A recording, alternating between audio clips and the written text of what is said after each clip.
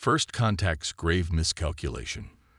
The vastness of space had never felt so small to Admiral Zeth Krull.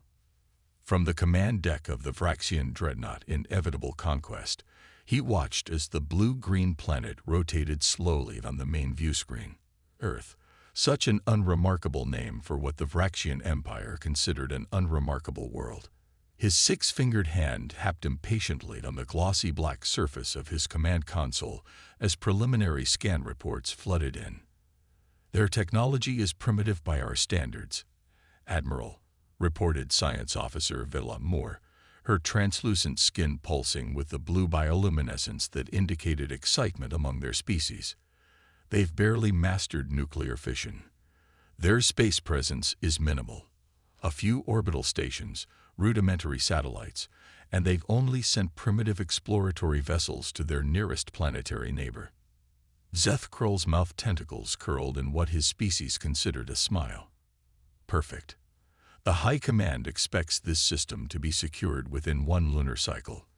The resources alone will fuel our expansion for decades."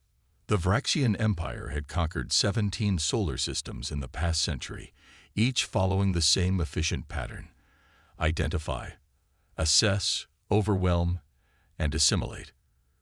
Earth would be no different, a footnote in the glorious expansion of their species. "They call themselves humans," continued Villa Moore, scrolling through intercepted communications. "They appear fractured into numerous nation-states. Internal conflicts are common. No unified planetary defense system detected." The Admiral rose from his command chair, his towering 3-meter frame casting a long shadow across the bridge. "Send the standard ultimatum. Give them one rotation of their planet to respond. Make sure it's translated into their most common languages. And if they resist," asked Commander Daxloth, his combat officer. Admiral Zeth Krull's eyes, all 4 of them, narrowed. "Then we follow protocol. Tactical strikes on military installations, neutralization of leadership, and demonstration of overwhelming force until they submit. They always submit." The message was dispatched, broadcasting on all Earth frequencies: surrender or face annihilation. The Vraxians had used this approach 17 times before. It had never failed. Deep beneath the Rocky Mountains, in a facility that officially didn't exist, alarms blared as screens throughout the United Earth Defense Council headquarters displayed the alien message. Captain Ilara Chen sprinted down the corridor, her heart hammering against her ribs. This wasn't a drill. This wasn't a hoax. This was what they had been preparing for since the Roswell incident nearly a century ago. "Status report," she demanded, bursting into the command center. General Mohammed Hassan turned from the main display, his face grave.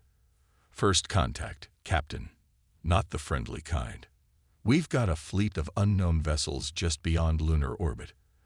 At least 12 ships, largest approximately 3 kilometers in length."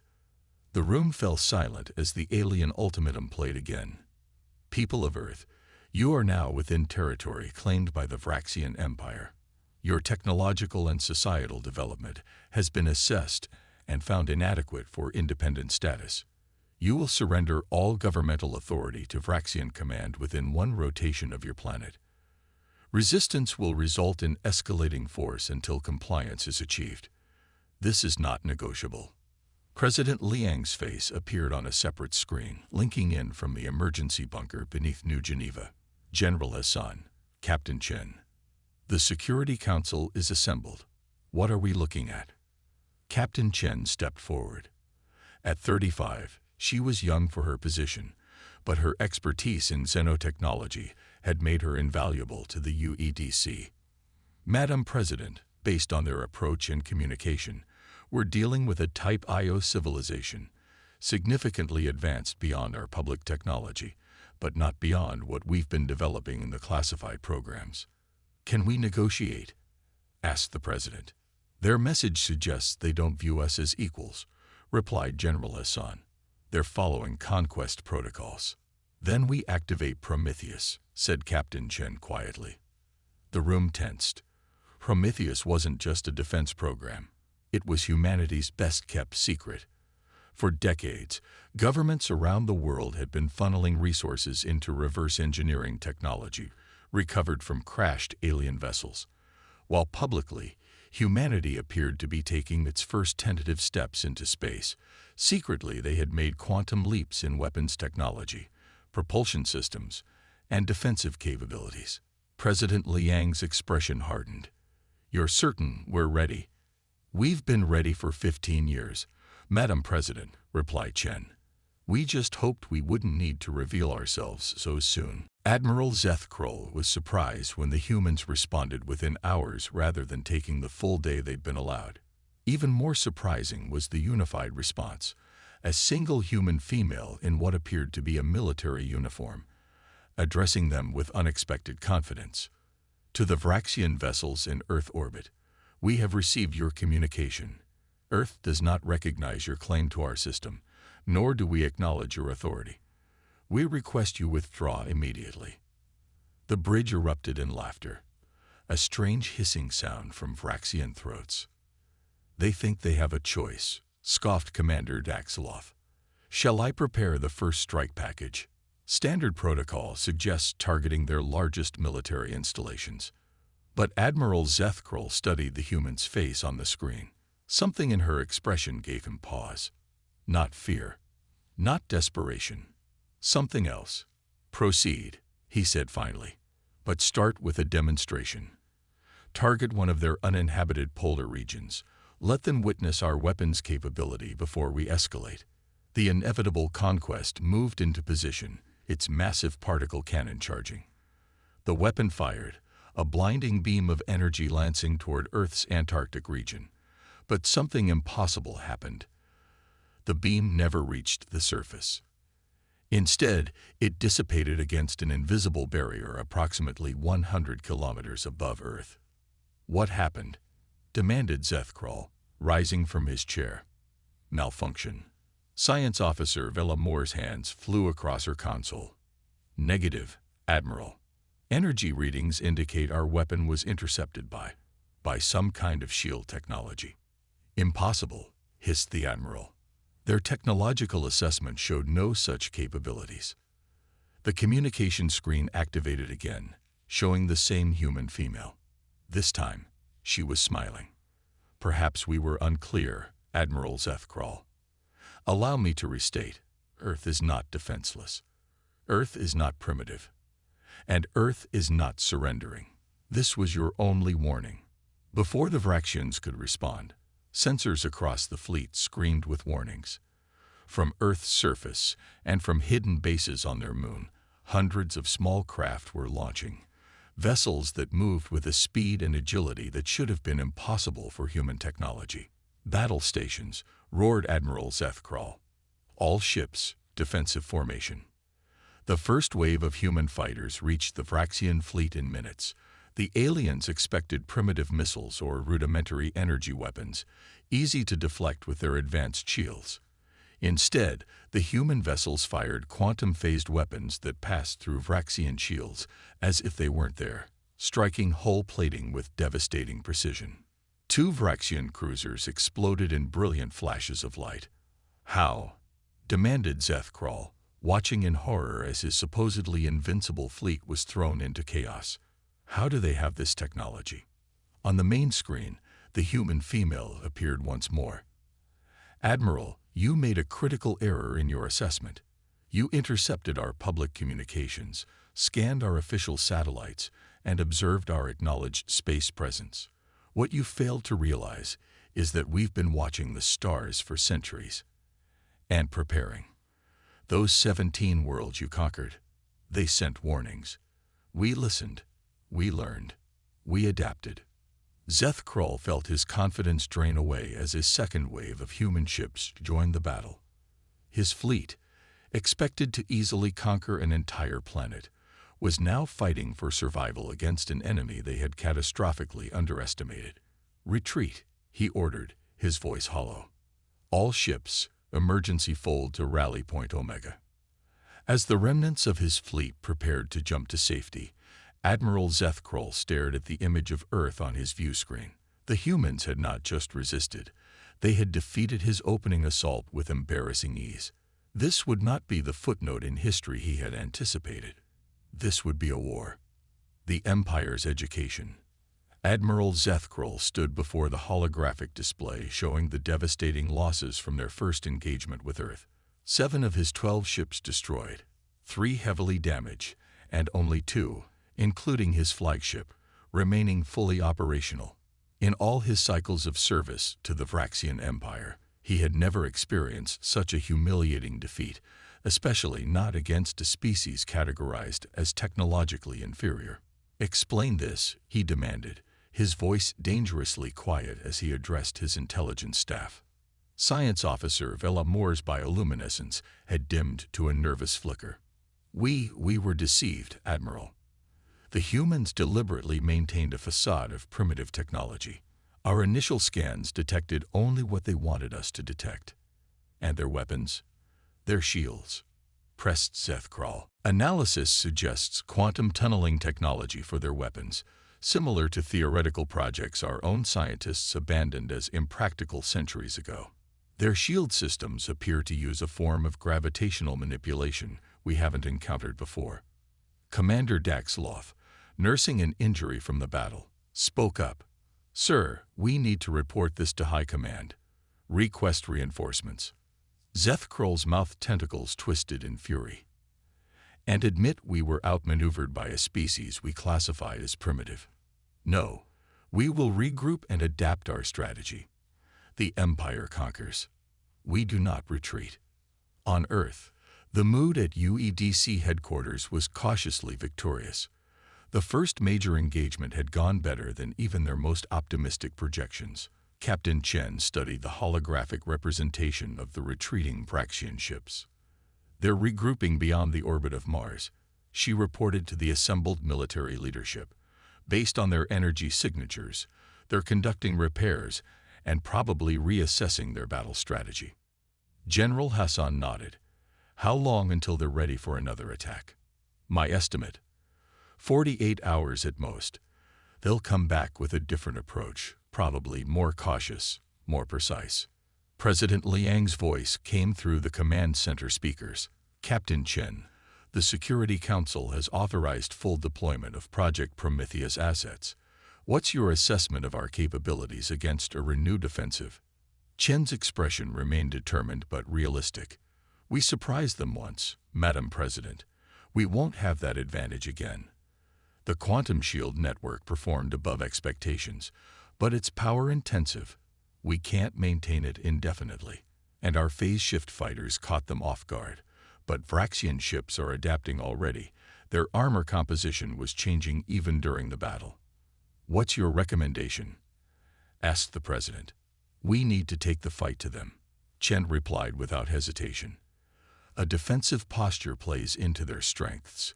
They have more ships, more resources, but we've seen they're rigid, protocol-driven. They don't adapt quickly to unexpected tactics." "You want to attack a technologically superior force?" questioned General Hassan. Captain Chen smiled. "Sir, if there's one thing humans excel at, it's asymmetric warfare. We don't need to match them ship for ship. We just need to be more creative." Admiral Zethkrol was awakened by blaring alarms. He rushed to the bridge, still securing his command uniform. "Report." "Sir, human vessels approaching," reported his tactical officer, "but not in formation. They're scattered, approaching individually from multiple vectors." The main screen showed dozens of small human ships, each barely large enough for a crew of 3, darting through space in seemingly random patterns. "What is this strategy?" muttered Zethkrol. "They can't hope to damage our capital ships with those tiny vessels." The first human ship reached the Vraxian defensive perimeter and promptly exploded, not from Vraxian weapons fire, but self-detonation. The explosion itself caused minimal damage, but it released something else, a cloud of microscopic particles that glittered in the void. "Scan that debris," ordered Zethkrol, suddenly uneasy. Before Science Officer Vila Moore could respond, ship systems began failing across the Vraxian fleet. Communications dropped. Weapons went offline. Life support fluctuated. "Nanites," hissed Villa Moore, staring at her readings in horror. "They're releasing self-replicating nanomachines calibrated to our technology signatures. They're disabling our systems from within." More human ships approached, some detonating to release nanite clouds, others launching conventional attacks against now vulnerable Vraxian vessels. It was chaos. Not the ordered, formation-based warfare the Vraxians had perfected over centuries, but something wild and unpredictable. Admiral Zethkrol watched in growing rage as his mighty fleet was systematically dismantled by an enemy that refused to fight according to the established rules of engagement. When a particularly large explosion rocked his flagship, he made a decision. "Prepare my personal shuttle," he ordered. "I will lead a boarding party to capture one of their vessels. We need to understand how they're doing this, and I want prisoners for interrogation." Captain Chen stood on the bridge of the UES Defiance, a vessel that officially didn't exist, watching the battle unfold. The nanite strategy was working better than anticipated. Vraxian ships were struggling to maintain basic functions as the microscopic machines infiltrated their systems. "Captain, we're detecting a small Vraxian craft breaking formation," reported her tactical officer. "It appears to be heading directly for us." Chen nodded. "They're adapting faster than expected. Prepare boarding countermeasures and alert security teams." The Vraxian shuttle approached with surprising speed, latching onto the Defiance's hull. Cutting tools began slicing through the outer plating. "Should we detach that section?" asked her first officer. "No," replied Chen calmly. "I think it's time we had a face-to-face conversation with our visitors." When Admiral Zethkrol and his boarding party breached the hull of the human vessel, they expected minimal resistance. Instead, they found a corridor lined with armored soldiers wielding weapons that pulsed with ominous energy. At the center stood a single human female, the same one who had addressed them in communications. "Admiral Zethkrol," said Captain Chen. "Welcome aboard the Defiance. I've been expecting you." The Admiral raised his plasma pistol, but faster than he could fire. A pulse from a human weapon sent excruciating pain through his nervous system, dropping him to his knees.